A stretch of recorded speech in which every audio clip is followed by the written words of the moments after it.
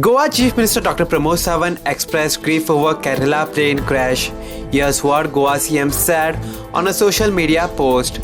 Shocked to learn about a terrible accident of AirIndia flight at Kozikode, Kerala. Praying for the well-being of all passengers. My deepest condolences to the families of those who lost their lives in this tragedy.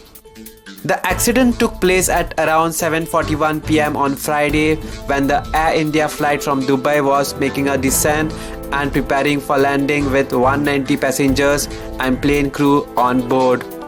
At least 19 people, including the pilot and the co-pilot of the plane, have been killed as Air India Express Flight 91344 overshot the runway at Kerala's Kozikode airport and fell into a valley, breaking into two.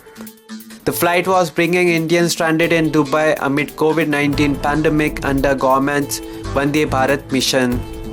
Prime Minister Narendra Modi, Union Minister Amit Shah, Civil Aviation Minister Hardeep Singh Puri, among many other leaders and politicians, expressed grief over the accident.